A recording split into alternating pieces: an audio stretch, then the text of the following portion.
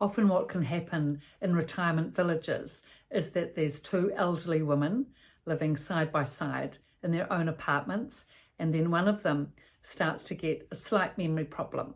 But still, they can still go for their daily walks because the one who has the good direction orientation can just guide her friend. And so in that way, happily, they can, go for a walk each day, and that can go on for months, maybe years, as a very good situation to accompany each other. But when and if the one with the memory problem goes into the dementia unit, still on the same complex of the retirement village where they'd both lived, often only 300 metres away, what often happens is that the friend does not visit. In fact, I've noticed that practically all the time the friend does not come and visit. And stigma, prejudice plays a part, and it's such a difficult situation because two women have been such good friends, and then once the one person goes into a dementia unit, the others don't. The other new friends don't come. I have actually noticed that it's the newly established friends that tend not to come and visit rather than the old school friends who are actually very good. So new friend being those friends that they make at the retirement village where they've, gone in maybe 3-4 years prior. Maybe their husband was alive at that point. Maybe he's passed on, but the person is still in their own home, but not managing there. They've gone to the dementia unit. So maybe they've had that female friend for, 2, 3, 4 years. But even so, that's a significant amount of time. Maybe going for a walk every day, that's quite a lot of friendship and friendliness there. But even within a retirement village, you would actually think there'd be more acceptance of dementia because many retirement village facilities have dementia units, but that's often not the case, sadly. So for these people then that go into dementia units, their friend not visiting them, they're really reliant on friends and family to take them out for a walk. And if friends and family are not available to take the person for a walk, it can be a dire situation. And creative thinking really needs to come into it. Staff will help when they can. They'll take people out for walks if they've got the permission to do that. You actually have to have the permission from the charge nurse and the clinical manager to be able to take dementia residents out for a walk if you're a staff member. So that's a big restriction, time and energy wise. So if though there are ways around it, if for example there's a woman in a dementia facility and her friends and family are not taking her out, but she's much or enough, but she's made friends with another woman whose daughter takes her out a lot and often comes with her son, for example, to visit, and they like to go out in the gardens. Well, it can happen, and it does happen at dementia units, that the daughter and the son could take out, so the daughter could take out the mother and the mother's friend, with the son accompanying the mother's friend. I'll just say that again to make it a bit clearer. So if the daughter is coming with the son to visit the dementia unit and the mother has a friend, then they can take that new friend along as long as that person has someone to support her one-on-one, which can be the son. So the daughter can be with the mother, arm-in-arm support, and the son can be with the friend of the mother, arm-in-arm support. And that way the two of them can go out, friends can go out, and the son is supporting the new friend.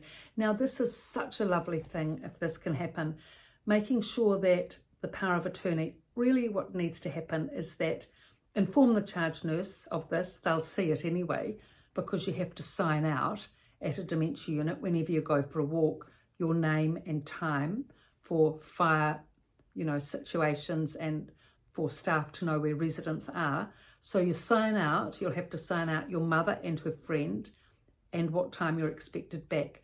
Now, the charge nurse, when you inform the charge nurse that you're taking your mother's friend as well, all that really needs to happen is that the charge nurse informs the power of attorney of the new friend of your mother.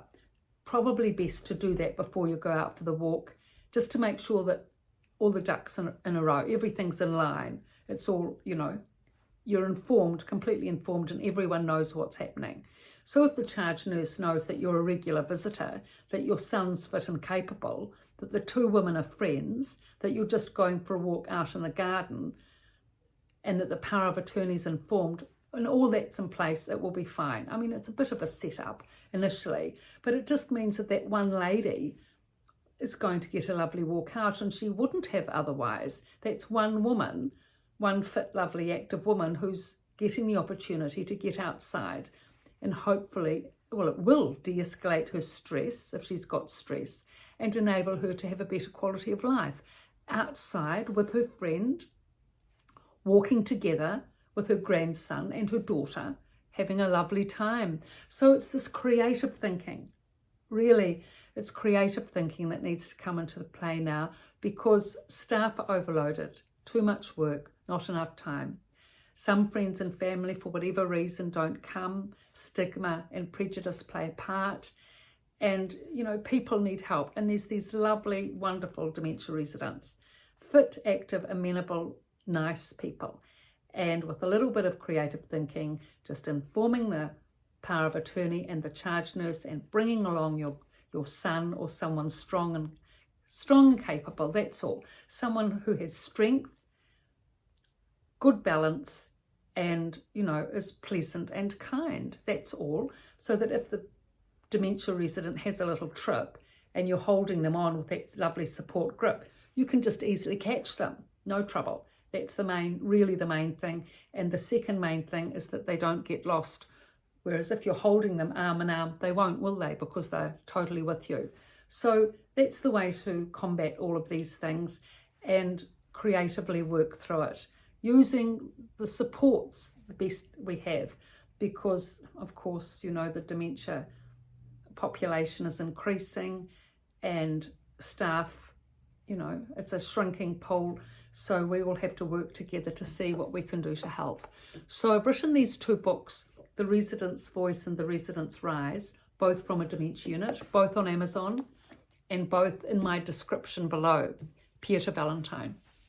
Now, I just want to mention to you as well that I am doing another separate video on TikTok.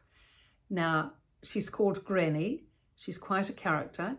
And these little 3-minute TikTok videos are designed for practical situations, for positive practical solutions for problems with dementia.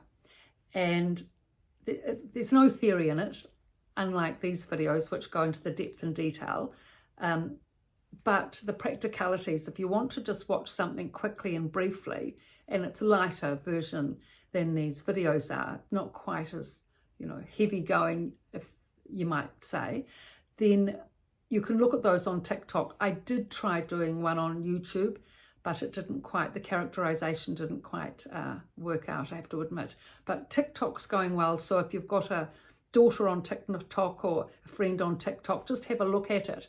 And if you like it, you can just go over and subscribe and just see the granny videos on TikTok. And I might try again to do the one on YouTube, but it didn't quite happen somehow. But the granny one on TikTok is taking off. So thank you for your looks and likes, and please subscribe. I can see that you are, that's great. And thank you for supporting this channel.